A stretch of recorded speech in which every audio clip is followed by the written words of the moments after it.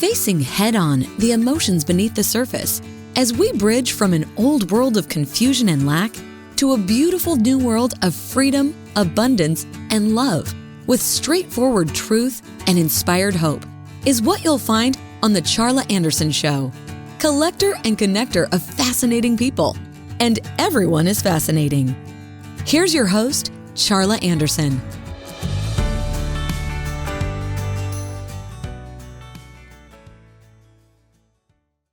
Good, beautiful day, beautiful, beautiful souls. I'm so grateful that you're here with me today. This is Charla Anderson, collector and connector of fascinating people, and everyone is fascinating, especially you. Today, we're on this Win-Win Women network of shows and Poditize. Our podcasts are coming out, Roku, Apple TV, Amazon Fire, all these amazing streaming services. As you know, on my shows, I always do a little welcoming breathing exercise. Today, we've got an incredible guest, a friend that I cannot wait to catch up with, Leisa Crocq. But we're going to do our little mini vacation before we get started on that. So we're going to breathe in for 7 seconds. We're going to hold for 4 seconds. And we're going to breathe out for 11 seconds. We're going to breathe in calm, hold, breathe out gratitude for 11. Join me on my little mini meditation here. Here we go. Breathe in. Hold. Release. Thank you. Thank you. Thank you. Thank you. Thank you. Remember, we're always busy. We're always stressed. So if you ever want to just take that 22 seconds and calm down a little bit, it's a great way to do it anytime, day or night, or in your car if you leave your eyes open. So here we are. Today is August 16th, 2023, and we're just moving right along with this show that started in March, and I'm just excited. We just keep plugging along and getting some incredible guest, and today's no exception. I'm so happy and excited to introduce you to Leisa Crocq. We met in 2014. Mm-hmm. We were in the first 100 Ziglar Legacy Certified Trainings, and we were the last of 5 classes in 2014. We're still in the first 100 to earn that credential. That's my proudest credential ever. Mm-hmm. And we have some stories to tell about that. And Leisa lives in Canada. So bring it, Leisa. Tell me all about you. Who are you in this world? Who am I in this world? Well, geez, up here in Canada, things are good. We're having a pretty good summer. And my family and I just got back from a fabulous opportunity for a month-long vacation in Europe. Got to meet some extended family. So that was super fantastic. What a great experience for my husband and I and our 8-year-old son. So, kind of a mind-blowing experience for him. But my day-to-day world, I'm a wife and a mother, and I am a inside sales lead at a company that sells valves into the oil and gas industry, the mining industry, pulp and paper, that kind of thing. So I lead a group of 7 people here up in Canada and help out with people, in some of our other offices as well. But so that's my day-to-day world and what I do between 7 and 4. And then other than that, we love to camp and, spend time in the mountains. We have beautiful mountains up here in Alberta in Canada. So we like to do camping there and spend time with friends. So that's just kind of the quick intro on who I am. Tell me about who you are. Who are you in this world? So and who I know you to be is a compassionate and passionate seeker. Maybe is that a word that would work? Seeker of learning. We wouldn't have, for whatever reason, we were called to be in that small Ziglar Legacy Certified Training class. Yeah. Who knows, right? Who knows? That class was, there was 20 of us? 20 of us, something like that. Yeah. Yeah. And it was a very small class, but they called it the high 5 class because it was a number 5, but we changed the name. They changed the name because throughout the week, we just discovered that there was many, 5 at least. I think it was 5. I think out it was of 5 20. at least. That's a significant percentage that had literally at some point in their life died, either as a child or as an infant or as an accident or whatever, but had literally been pronounced dead. Yeah.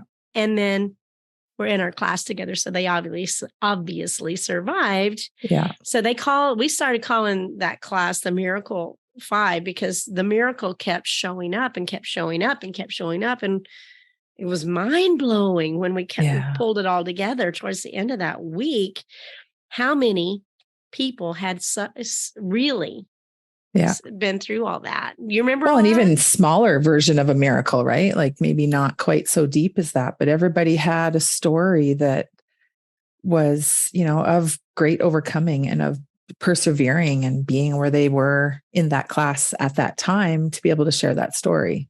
So many besides the 5 or whatever it was that had that deeper story. There was more. We all had something. And we all have stories, and just some seem to be more, shocking. Shocking. Shocking or wow, how did they do that? And my goal for this whole show is to share hope, to offer hope and encouragement that wherever you are right now, it's not the end, it's the beginning. So let's just, love each other through this time frame we're in, and this, message that we're presenting, and offer hope. I want you, because it was like just months right after our class that you got pregnant and you were excited. We're all excited for you. Yeah. And then your miracle story. Yeah, my story. So, my story sort of starts a little bit sooner than that, just with the waiting of life, right? We all kind of go into adulthood with this big dreams and big plans and big ideas, and life doesn't always work out according to those, but it doesn't mean that you failed. It just means you're on a different path and a different timeline and a different journey, and everything is always unique to you. So don't be, judging yourself based on somebody else's timeline and somebody else's progress and that kind of thing. So for me, it was, I didn't meet my husband until I was 39 years old. So that's a big change. That's not the norm. Everybody that I knew from high school was getting married in their 20s still and having their kids in their late 20s or early 30s. And here I was at 39, just having met him. And so that was part of that story, right? You'd met him in 2014 too, right? 2013, we got married March of 2014. Okay, so and then we had our class. Yeah, the same year. We had our class in November of 2014. And in fact, the day that I found out I was accepted to the class, just a couple of days before that, had found out that I was pregnant, which for us was a miracle as well, because we had been trying. And of course, I know it takes time sometimes, but I was 41 at the time, and we just didn't know, and, went and did the fertility tests and things to find out, and said, well, it could be tricky, but we made it. We were able to do it, and we were overjoyed. And so my week in Dallas at the training for Ziglar I was just starting to experience my nausea. So it was a bit of a rough week, and I was really tired, and some days I was so hungry, but I couldn't eat because I just needed to lay down and rest. No. But I took it all in stride because I was so happy to be in that, to be having that joy. But and then so we were due in June. Just prior to that, I'd gone in for one of my regular checkups, and my doctor seemed to be a little bit concerned about my blood pressure. Didn't say too much more than just, ask some of the basic questions. How have you been feeling? Do you have headaches? Do you have this? Do you have that? And I hadn't been having any of those kinds of symptoms.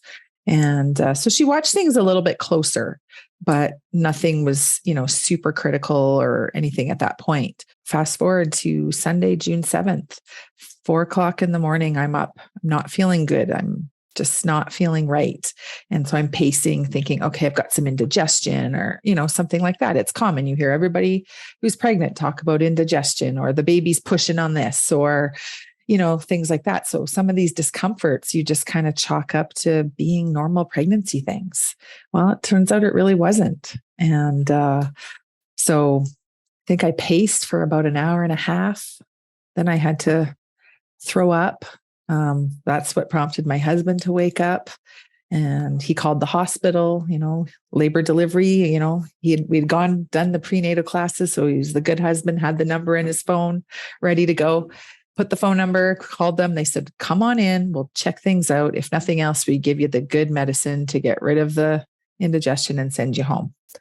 Well, so we quickly packed a bag just in case. And I was due to go in for a C-section on Wednesday anyway. So this is Sunday. So as the time is progressing between getting in the car and getting to the hospital, my pain level shot through the roof and I was not feeling well. And we got to the hospital and of course they just call a porter to take you up to labor and delivery right away. I had to throw up again. Thankfully there was a garbage can near the elevator. So long story short, I had to have an emergency C-section that morning. I had something called HELP syndrome, and it is kind of preeclampsia, but worse. So it's like unresolved preeclampsia that just goes to the next level. And normally delivering the baby should help resolve all of that. Well, for me, it didn't resolve. So my son was born because of the HELP syndrome. I had low platelets, so I couldn't have an epidural. So they had to knock me out with anesthesia because there was concern for bleeding with the low platelets because your blood doesn't clot when you're low on platelets. So I had to be knocked out. So I wasn't awake for the birth of my son. I wasn't there.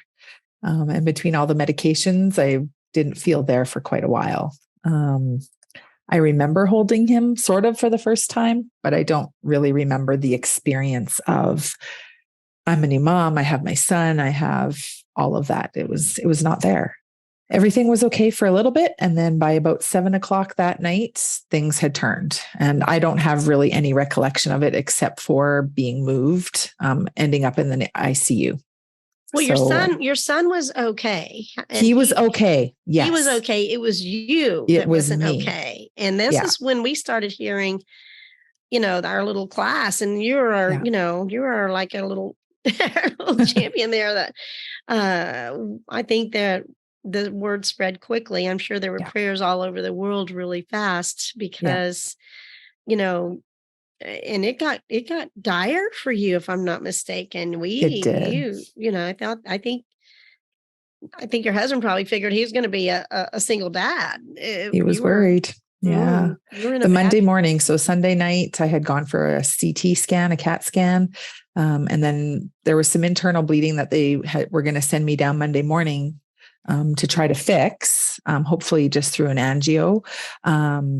But Monday morning, I woke up to hearing the porter had come to take me down for this test and saying, well, she needs to go here. And I heard the doctor say, if we don't get her pressure up, she won't need angio. Get the rapid infuser, push fluids, get more blood. And that was how I woke up Monday morning. I was that close. You heard that. I heard it. That had but, to I was protected. I was protected because the thought that went through my head was, I sound like a hospital TV show. These are things you hear on the TV shows and you think, is this real? It was real. And I was living it, but I was protected. I wasn't panicked. I wasn't panicked in that moment. I panicked a little bit later because I had some major pain that happened when they transferred me from the bed to the other bed for the angio and that kind of thing. And that made me panic more than hearing those words, but just because it hurt so bad. And I was like, oh my gosh, how can I be in this much pain? But they were able to fix everything. However, the amount of fluids they gave me was something equal to 20 liters of fluid very rapidly. So I was huge, filled with fluid. My arms were twice the size, my legs, like my mom and my husband came in later that morning and I saw the look on their faces when they walked in the room because they were shocked at what I looked like. And I just thought, so was that to help flush the stuff out, or that was to bring my pressure up? So I had gone from high blood pressure to no pressure. Oh. and had to have blood transfusions. I think at the end of it all, I had a total of 13 units of blood plus platelets just to try to get everything working again. So HELP syndrome stands for the sort of each of the letters stands for something. So the H stands for hemolysis, which is the breakdown of your red blood cells. Mm. The EL stands for elevated liver enzymes. So I was a little bit yellow. I was a little bit jaundiced. My liver wasn't functioning quite right. And then the LP stands for low platelets, which again is what makes your blood clot and all that kind of stuff. So all of those things kind of happen. So it's like a perfect storm of things going on in your body. Any and when reason? those things happen, is there a cause or? It's just a high blood pressure thing. Yeah. And of course, they don't really know what causes preeclampsia either, right? So they still don't know after all this time.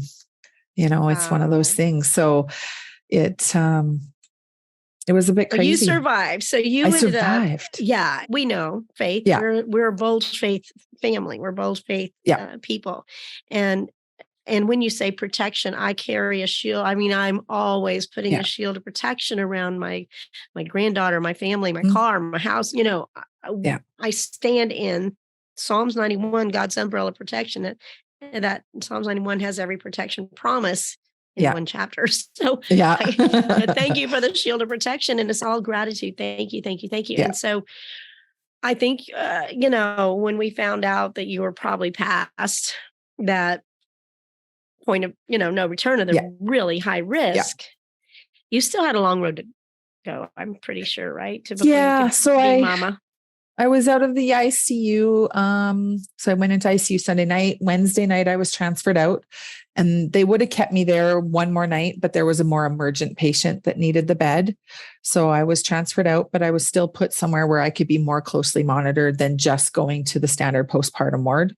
And then I stayed there for another, Thursday, Friday, Saturday, Sunday. I went home Monday afternoon. So I was in the hospital a total of 8 days. After he was born. Was the baby staying at the hospital so you could be there with him? He was, thankfully. That's one of the great things about our healthcare system here in Canada. Number one, I didn't have to pay for any of this.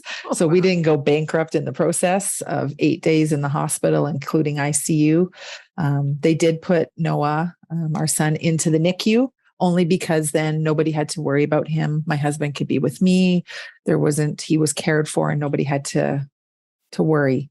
But it didn't affect him at all at that point in his life. Truly. So and probably it took a few days for us to name him, those things, because I was I wasn't there. I was medicated and I was tired and I was, recovering. My body was recovering. So I didn't have the comprehension, right? And even that moment. So the Thursday morning when I got transferred to the postpartum ward to finish my recovery, let's say, he is the day that we picked him up from the NICU and he came with me. And now he was going to be staying with me in the postpartum ward. And that was our moment.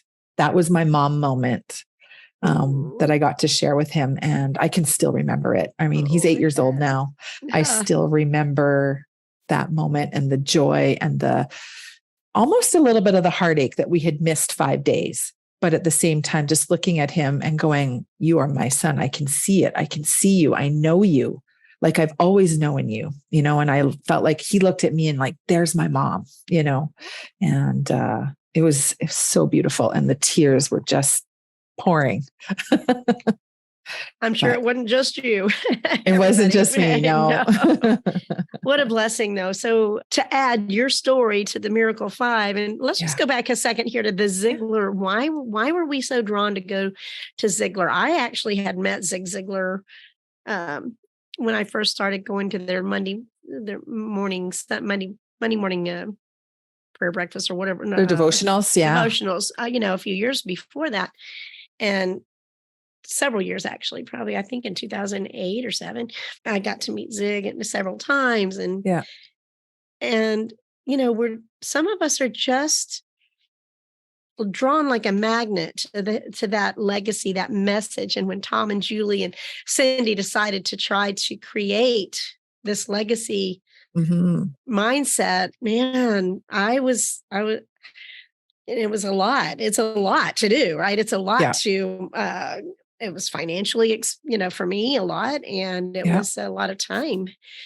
But I count it as one of my best times, right? My best For experiences. sure. So what drew you to the Ziglar legacy? It's hard to put my finger on it. It was just that sometimes I just really trust the things that are put in front of me because I believe in the divine providence of God, right? So I know that when things are there and I can grab onto that really just resonate with who I am and who I believe God made me to be, I just knew, right? I saw the ad for it. I think it was on Facebook, probably. I mean, I had heard of Zig Ziglar before, but I wasn't searching stuff out. It just came up. And I think just where I was at and trying to think about, who do I want to be when I grow up? Those kinds of things, always wanting to evolve and grow and learn. And, like you did say at the beginning, I do love to learn and to dig in and all that stuff. So I saw the ad for it and I read more about it. And I just knew, this was something that I needed to do for me. And whether, I didn't end up being able to take it as far as I would have liked at this point in my life, just because, when my son was born, things got delayed and the recovery and the healing. And then, life happens. My husband was laid off from his job and so the plan had been before your baby was born. Just before he was born. Yeah. I mean, you stack all this stuff up in one little life, in one little year, basically. So you get married and then you come to Ziglar and then you're pregnant and then your husband's laid off and then you have all this. And then, it's amazing what we can survive and actually come out in a better way on the other side. So often. Yeah. It had been our plan that I would stay home after our baby was born and I would get to be the stay-at-home mom that I had always dreamed of being. But with his layoff and not being able to find that next sort of more career position that would return him to the level he was at before, I had to come back to work. So again, life doesn't always go according to plan. And we have to be ready to roll. Never. Almost never. Occasionally, even our vacation didn't go completely according to plan. So, but, because I had thought with the Ziglar stuff, this could be that thing that I would do part-time for me and just sort of supplement the income. And that didn't end up happening, but I still believe there was a purpose, a reason, whether it's the people that I've met, the stuff that I've learned, the things that I hold on to. I mean, I still play the CDs in my car, things like that. Automobile University. Absolutely. And I believe, one day it'll come back around. One day it's going to come back around. And when you contacted me, Charla, I got to tell you, I felt like this was part of a start of something coming back around.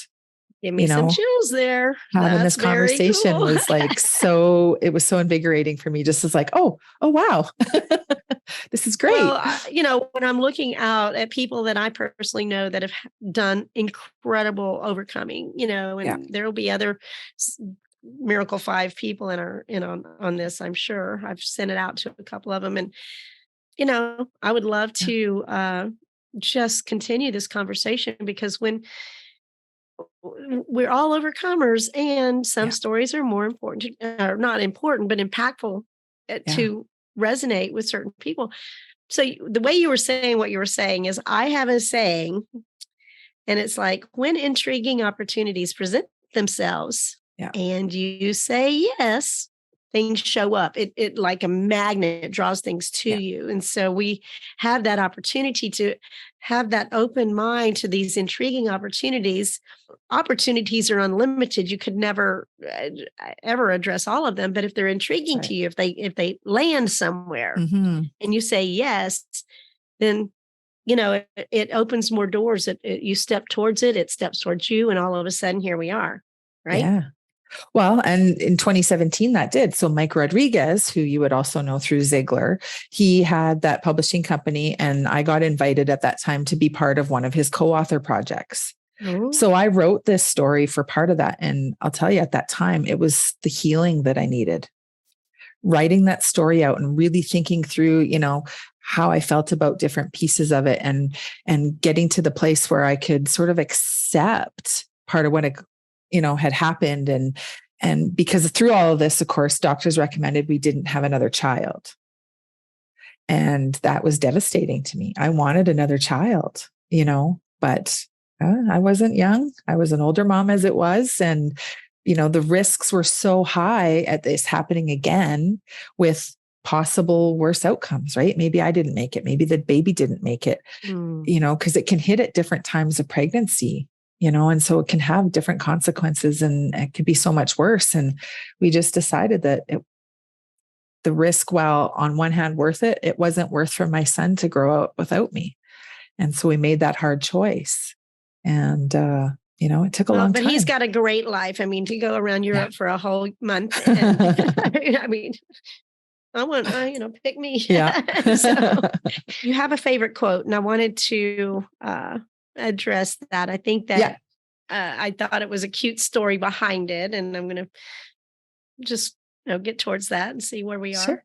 Sure. What was that? So, quote? I've got it. I've got it. If you need, if you don't remember. Okay. I do. It's not awful forever.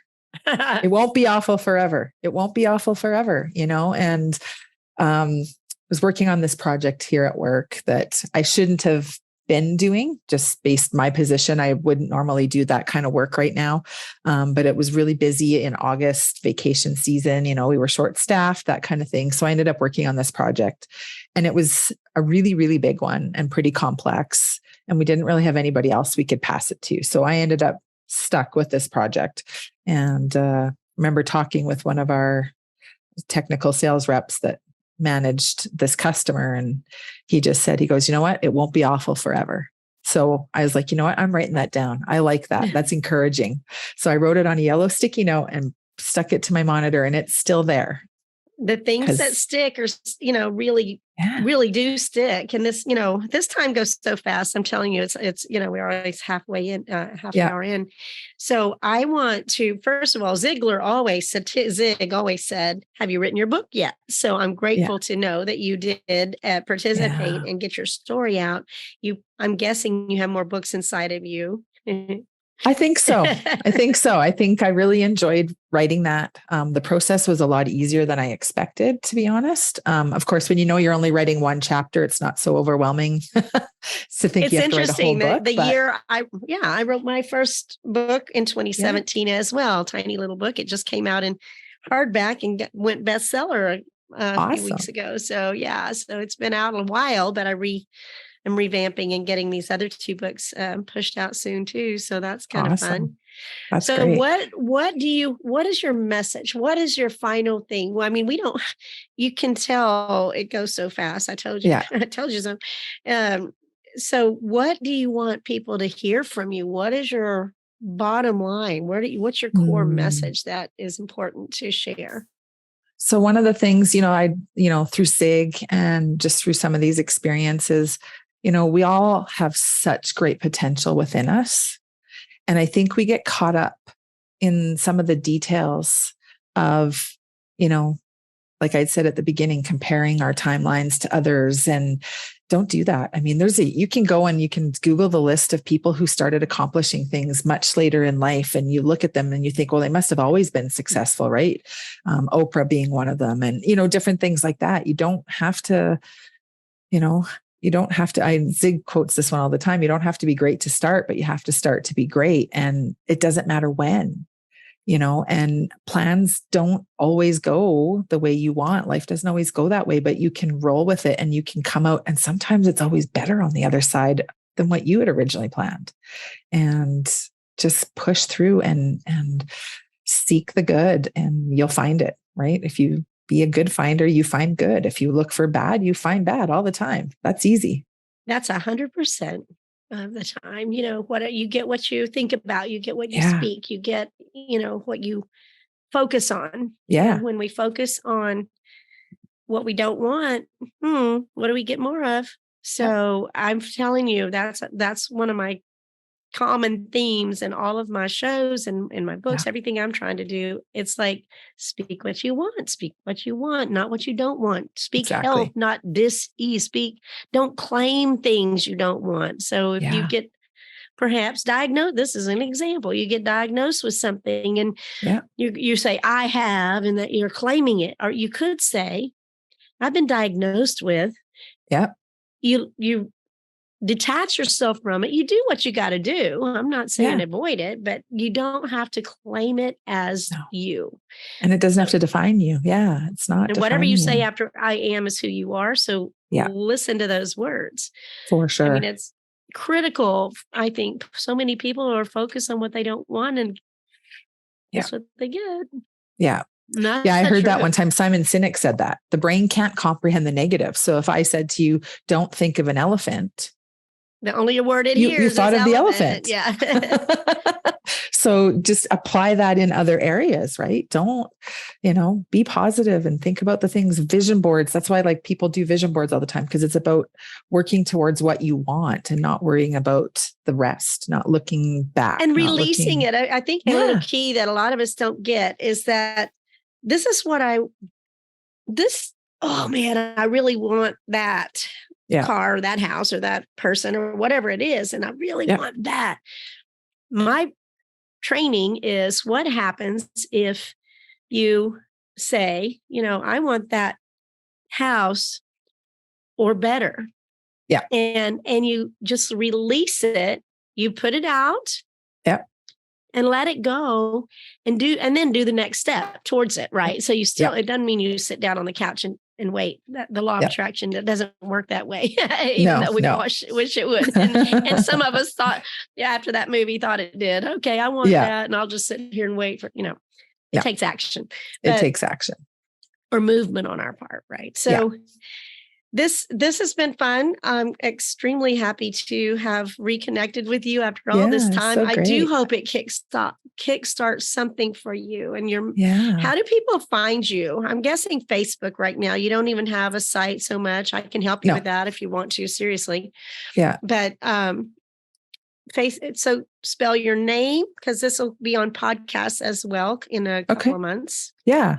So it's Leisa Crocq, Leisa. So a bit of a unique spelling there. And then last name Crocq, Crocq. So I'm on Facebook. And that's probably a great way to connect with me if you want to know more or whatever. I'm here. I love to help. Yes. And you're so, you're just genuine. I think authentic is the new sexy, right? It's true. Nobody wants a fake person anymore. I mean, it's like, you can feel them coming for a mile away. Yeah, it's true. So this has been really great. So I guess we're going to call it an end. So if we have live people visiting often, so some days we have somebody actually in the gallery that we can open up and have conversation with, but I'm going to go ahead and end the recording now. And if that's the case, we'll restart the recording and have that conversation. So what I want to say is you are perfect exactly who and where you are. You're perfect right now, exactly who and where you are. No, you can't do one thing to be loved more or be loved less by God or by me. You are perfect. So when we can receive that, we're blessed. And so I try to end my shows and remember this, because part of my name means joy. So I'm going to offer you, dear audience, and Leisa, thank you so much for being here. Thank you. And always, always, always choose joy.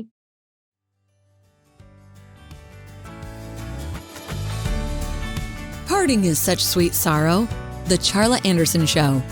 Encouraging you to stand strong and courageous with bold faith, no fear, immense hope, kindness, and love, especially towards yourself. Visit charlaanderson.com for replays, blogs, and more on her ever-expanding website, as well as watch her live TV show on winwinwomen.tv, Roku, Apple TV, and Amazon Fire. And so that we can continue learning together and growing this community of beautiful souls, we invite you to share the Charla Anderson Show with your circle of friends. Until we meet again next week, remember always, choose joy.